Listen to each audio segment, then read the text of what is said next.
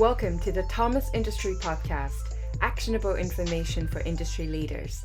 I am Cathy Ma.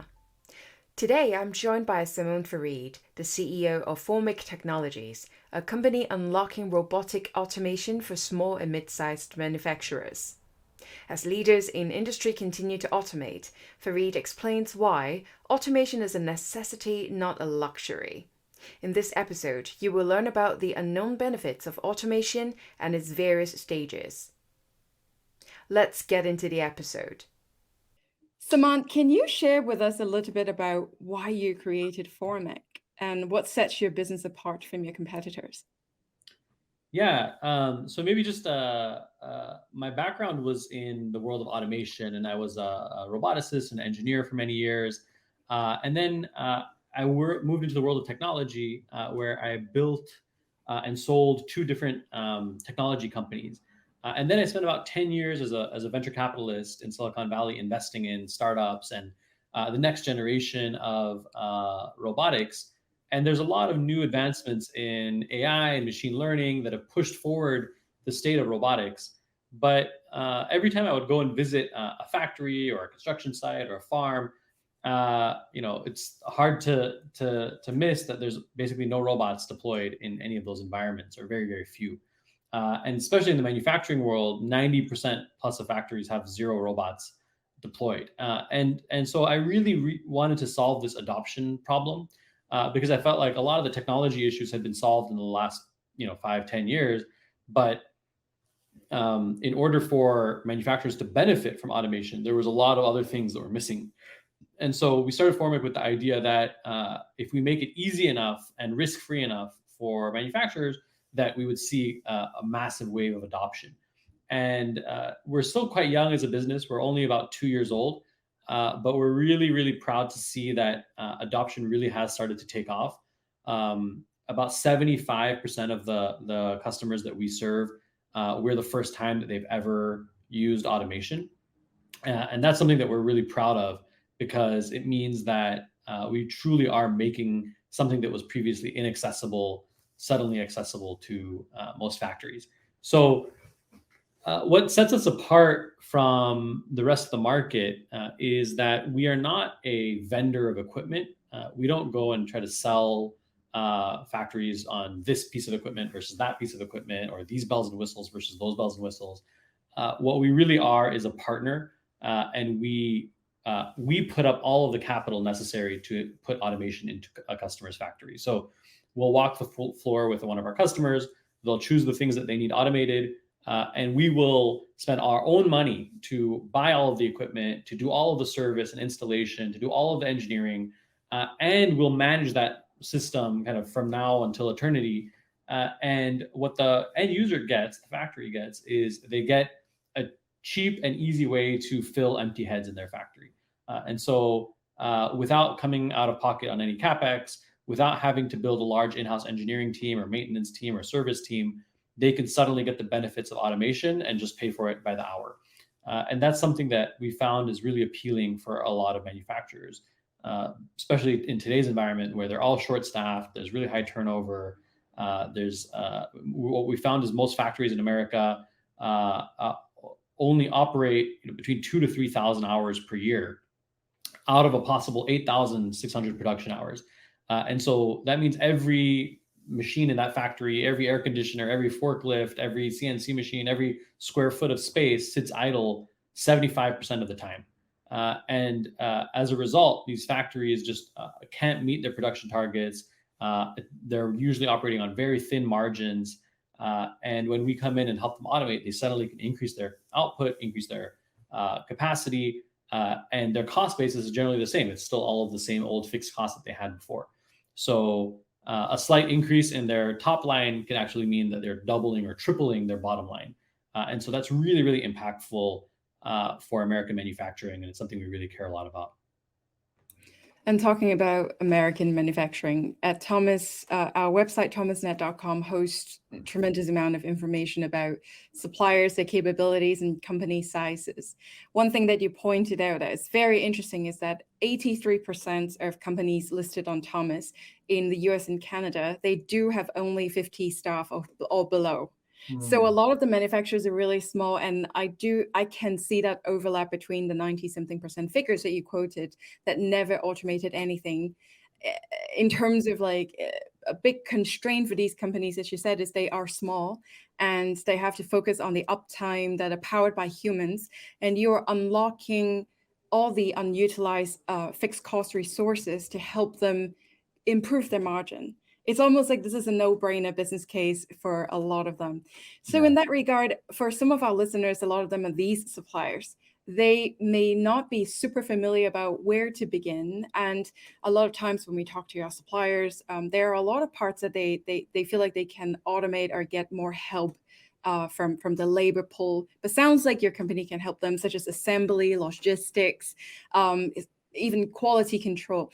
Can you talk us through Formic and your key use case for the manufacturers that you've been working with and how you've been helping them? Absolutely. The key word in automation is dull, dirty, and dangerous.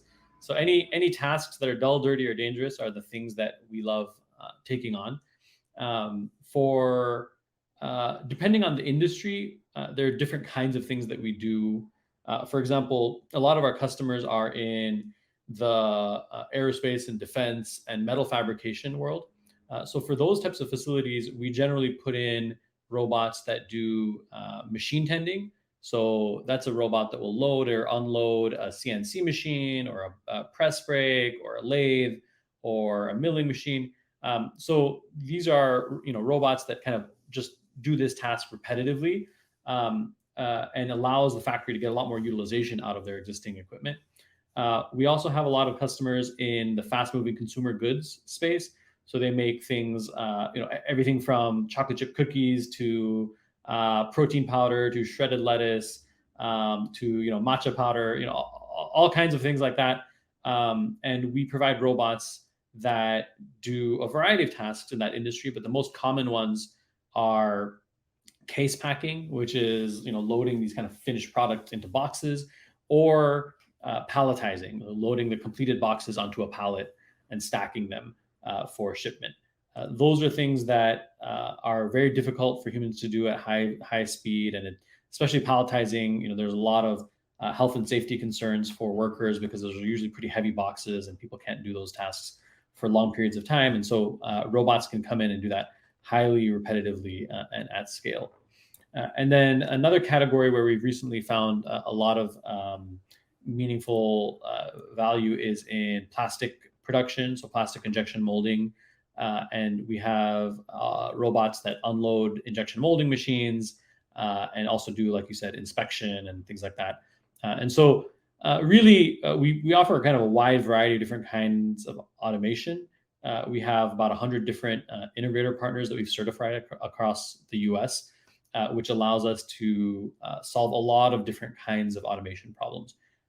And as we solve this for more and more facilities, what we found is that we're able to do this way more cost effectively because we're building these systems over and over again across lots and lots of different lines. That we bring that expertise and that value to the end user by making it just super easy. We recently had an example where we're really proud of it. We broke our own record in terms of deployment. We had a palletizing system that from the day the customer signed the contract to the day that the machine was up and running was only about 13 days, so less than 2 weeks. And on this first day that the robot arrived at the factory floor, it arrived on their dock.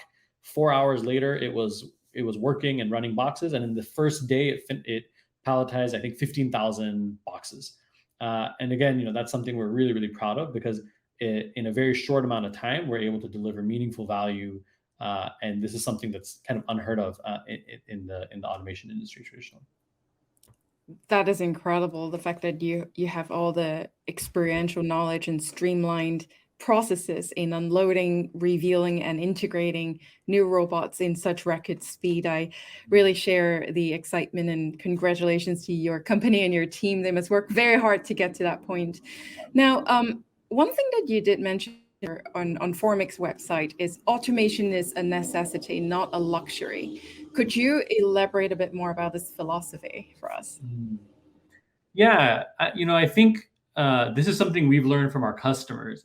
It's not our opinion, but customers over and over again have been telling us about how critical it is to them to put in automation. They're competing with global manufacturers that have, significantly cheaper labor costs and have higher capacity, and it's very difficult for manufacturers in the U.S. to compete, and their margins are shrinking by the day. And so a lot of forward thinking factories have seen this problem and have been trying to find a way to solve it. On the other hand, the thing that we've heard over and over and over again from our customers is that when we talk to them about automation, they say, yeah. We've been planning to automate. We're right about to do it. We've been planning this project for the last 5 years or 10 years. And so when you dig a little deeper, like what happened? You've had 10 years to do this. Why don't I see a robot over here? It usually comes down to a combination of different things, but a lot of it is around risk and complexity and friction and cost, where these factories who are operating on relatively low margins suddenly have to cough up hundreds of thousands of dollars on something that may or may not work. And then, they're stuck managing and maintaining and servicing a piece of equipment that they may not be super familiar with. And so on the one hand, they know they need these robots in order to survive. But on the other hand, there's so much complexity and cost and risk that they just can't do it. And so what we see is that we've made it easy enough to kind of bridge that gap, where we go into factories, they don't have to come up with a single dollar up front. They just point at the thing that they want automated. We show up with the robot and we just start charging by the hour for that robot to do its task. And suddenly what we found is these factories are now able to compete globally. So, I think it's a necessity in today's world. It's becoming more and more of a necessity as the labor market tightens up and the cost of labor goes up and global manufacturing becomes more and more competitive, and inflation means all of the costs that manufacturers have to deal with are going up. So it's a necessity, but sometimes it's treated like a luxury because there's just not enough kind of in-house, they don't have capital, they don't have people around to maintain it, and there's just so many things that block the adoption of automation. What is fascinating about the context of replacing a lot of the mechanical repetitive tasks with robots is that you have consistency, and once you train and set up the system once, you never have to worry about them not showing up to work or joining another company. So that's all very fantastic. In terms of talent skill gaps, right, with the scaling up of robotic usage, and I'm sure your company is expanding really fast, what are the new skill types and personality you see that are in need as we scale up our industry today, you think? Yeah, I think humans are fantastically good at problem solving, at dexterity, at being creative, and at highly skilled tasks. And I think those are the things that what we've seen is when we put robots into a factory that takes some of the very rote and repetitive work off of the table. Those people, we've never seen a factory that's fired a single person because we put in a robot. All that happens is those people then start upskilling and start doing new and more interesting tasks. And so some of them learn to become technicians and manage and maintain the robots and other equipment. Some of them move to do more dexterous work where there's a lot more creativity, and they need to be able to solve more complicated problems.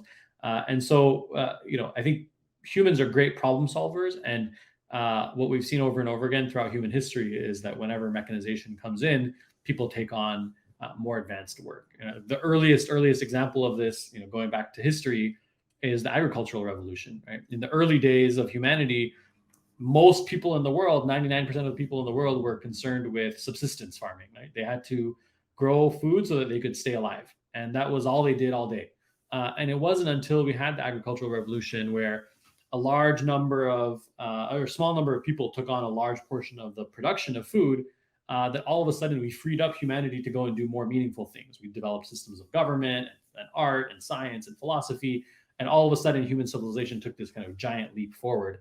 And that same thing happened again during the Industrial Revolution, where we saw massive improvement in the quality of living and the standards, and people started to do more creative tasks. But today, still, a large number of people are spending their time making stuff for us to use, but still, it's not enough. We don't live in a world of abundance today. COVID made it really clear that there's a shortage of basically everything, right? And that's persisted even through today. And so, if you look globally around the world, so many people in the world don't have access to the basic things that they need. And so, what we think is that with this kind of massive adoption of automation, we'll see production kind of drastically increase, and we'll start to live in a world of abundance. I love that, especially given the recent geopolitical instability that's happening with Ukraine and Russia. There is a global food crisis, and food manufacturing and packaging and delivery, all of that requires a lot of resources. So I think I'm also feeling optimistic about the role of robotics in scaling up total resources available for mankind.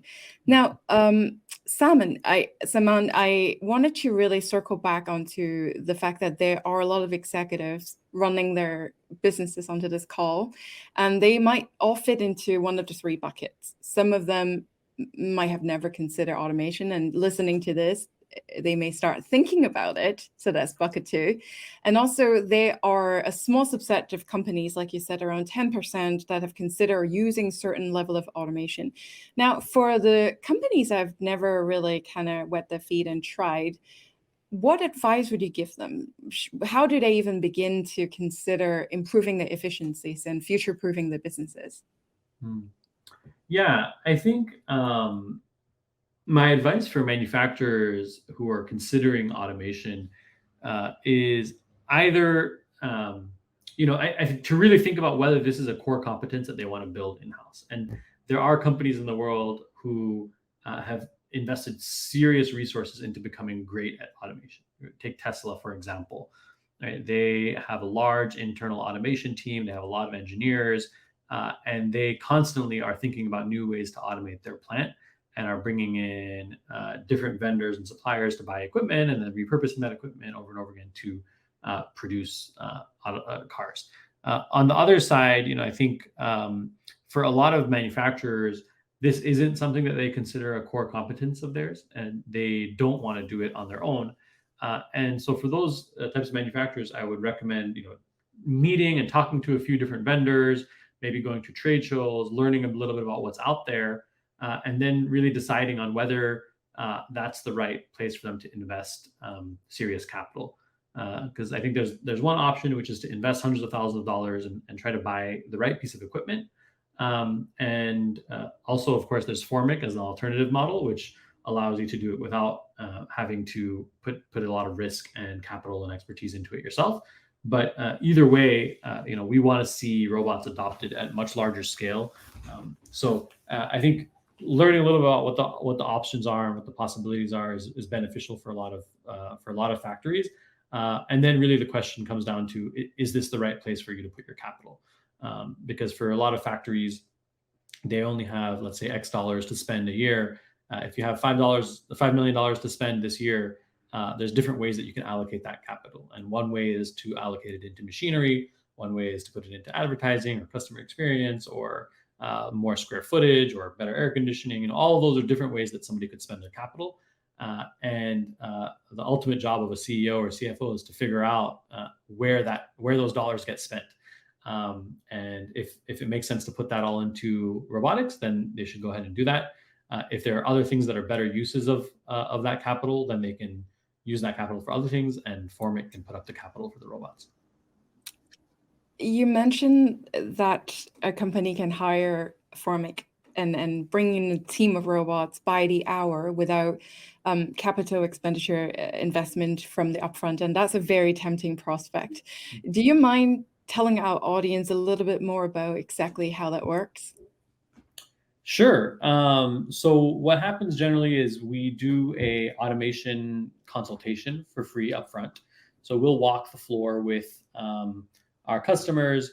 Usually, it's rare for there to be a factory that we haven't seen a similar one before. So, a lot of food packaging companies have a similar set of processes, or metal fabrication has a similar set of processes. So very quickly, we can come back and suggest a few places where automation is a good fit for their facility. We might say, okay, this CNC tending job and that packaging job and that palletizing job over there are things that we suggest are good fits for automation.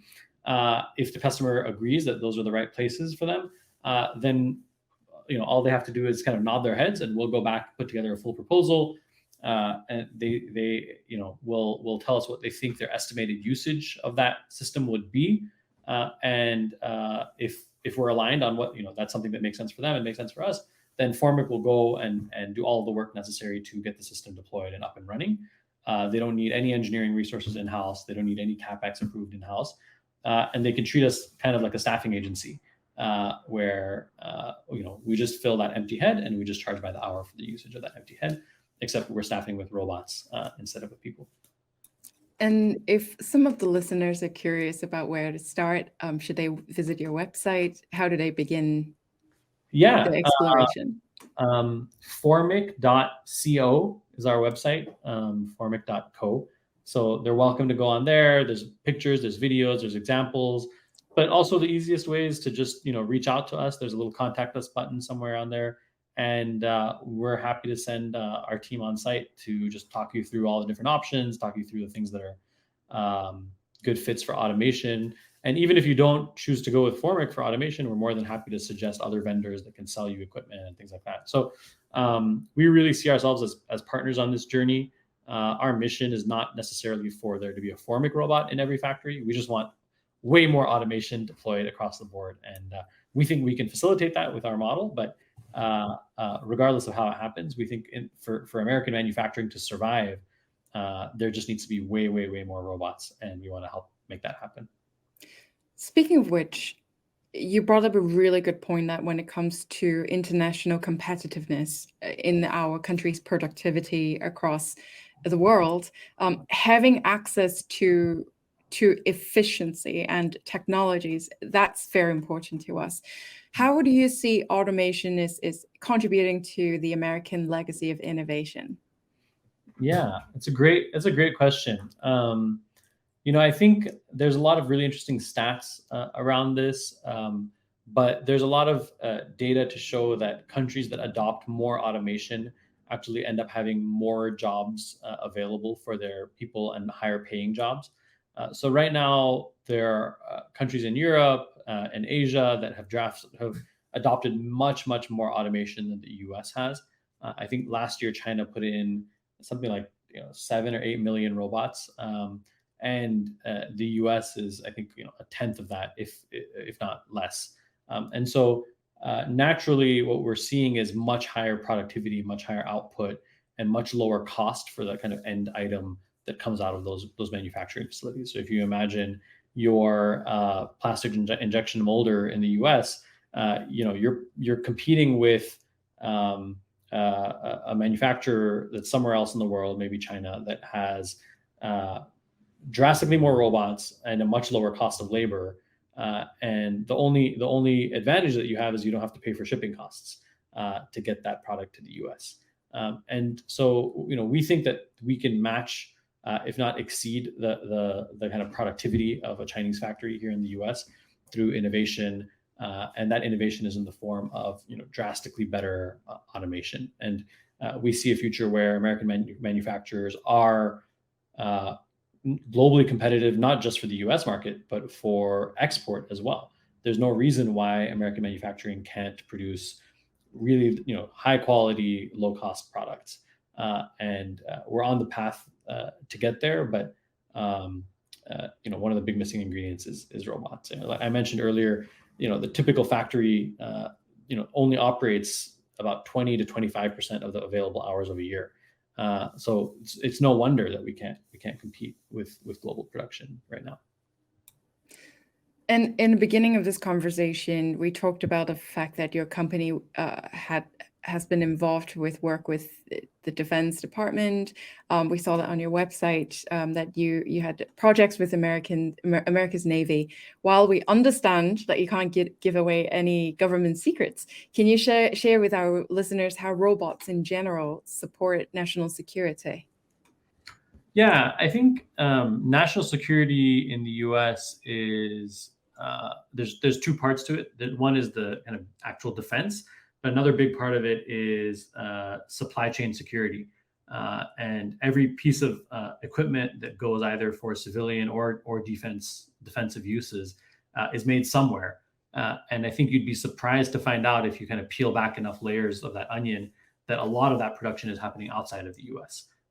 And so for whether it's for me to get toothpaste, tomorrow morning, or whether it's for an automotive manufacturer to get parts for their car, or whether it's for aerospace and defense manufacturer to get components for their aircraft or whatever, you need people at every stage of that supply chain to have security. And that means every nut and bolt, every screw, and every little metal part or plastic part, all of that needs to get made in a place where the US has control and certainty over.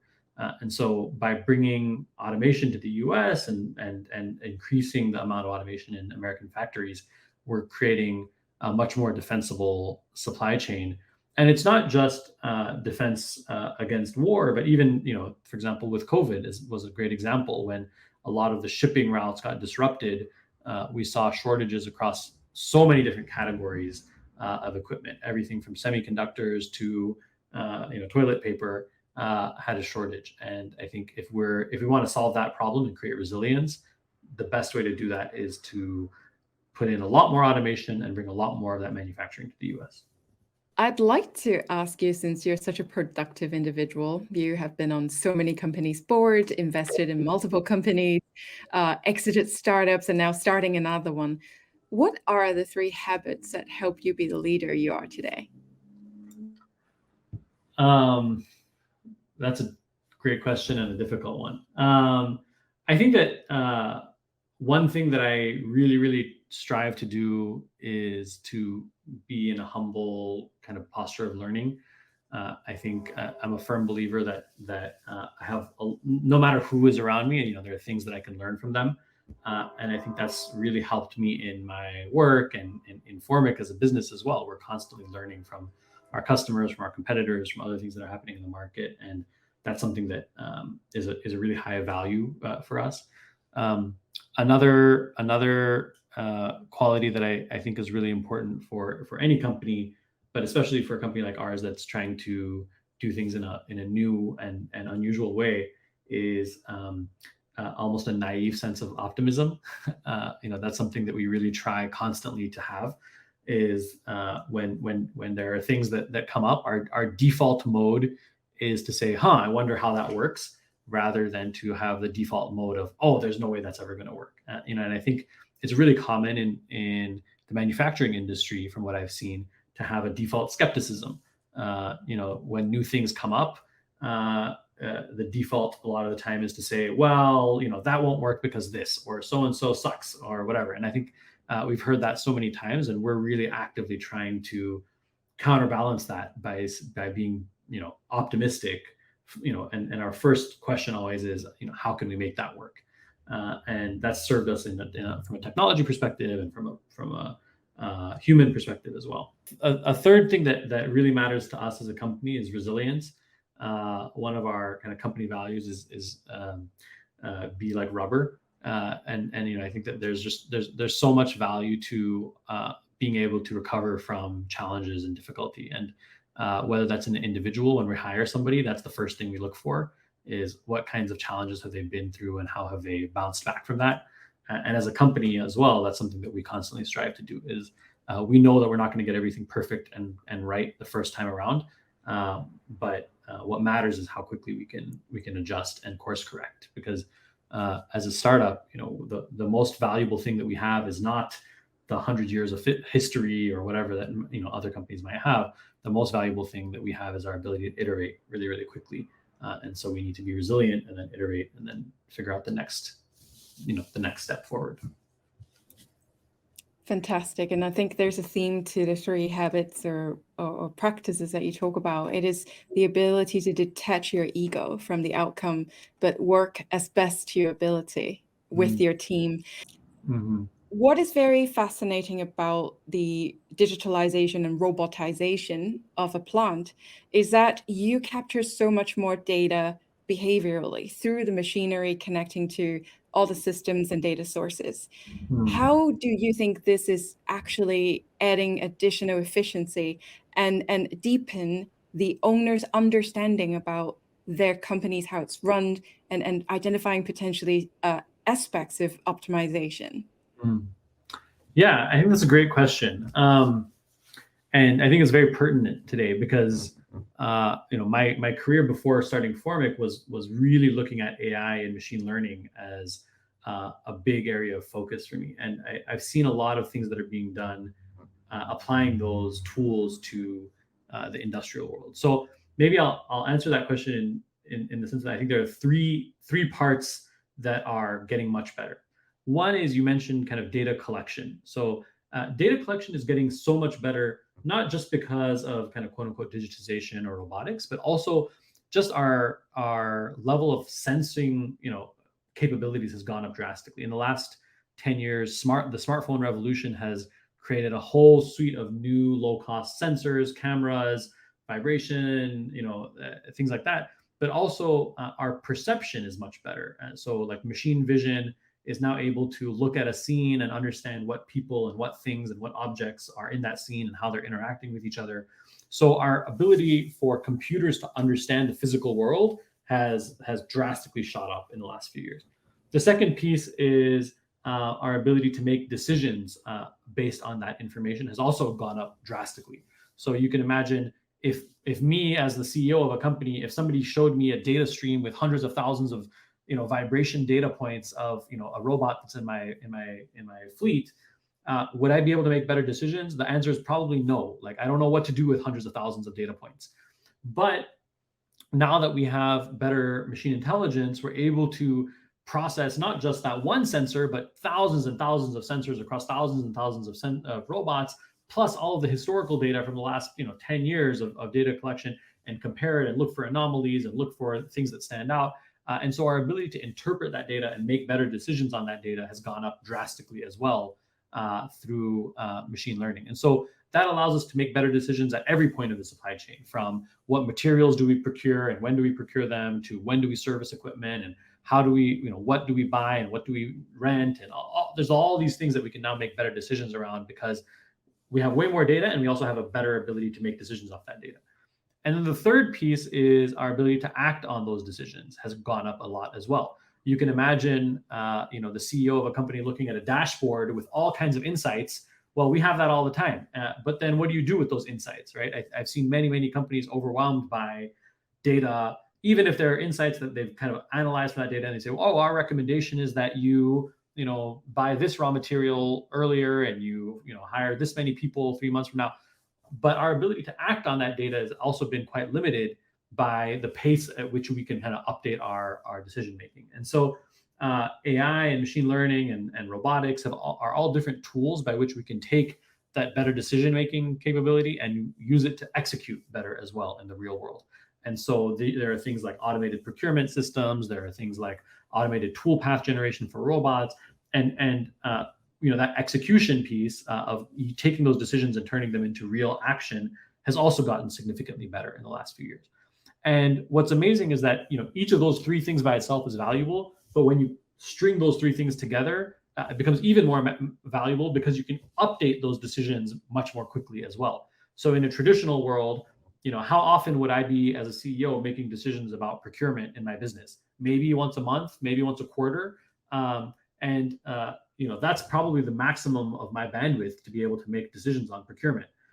But the reality is that there's new information every day, and that information is changing constantly.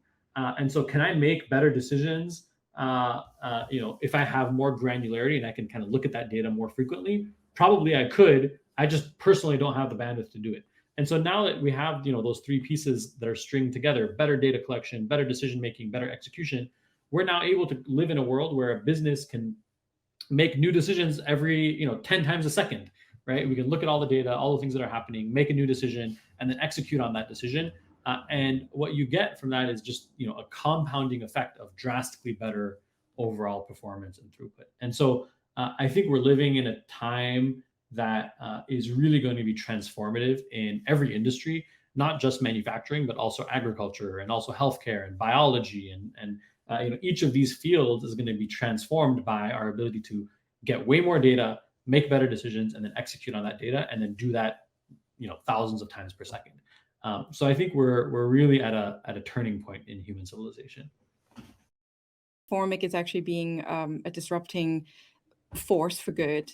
In the first layer of the strategy is really about democratizing automation by the hour without upfront investment, breaking down that silo and obstacle. But the second part is you basically enable a lot of companies that might be small and can never actually have the sort of runway into accessing the three facets of data-driven, machine-driven efficiency that we're just talking about. And then there's actually a third layer in terms of what we haven't gotten to talk about today. I am part of a community called the American Manufacturing Communities Collaborative. It's a very long mouthful, but NIST is part of it, the National Institute of Standards and Technologies, local MEPs, a lot of academics and government agencies from the Department of Defense, Cornell, you name it, all the really kind of interested, passionate people in there. And we are trying to develop a measurement framework around manufacturing impact on communities. Because just talking about the abstract level of bringing in jobs and economic multipliers, they are great.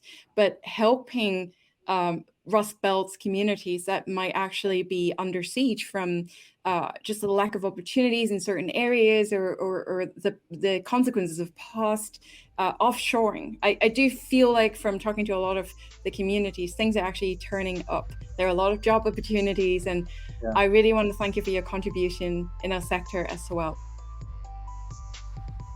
Thanks for listening to this episode of the Thomas Industry Podcast. If you enjoyed today's interview with Saman Farid, please subscribe, share with a colleague, or leave a review.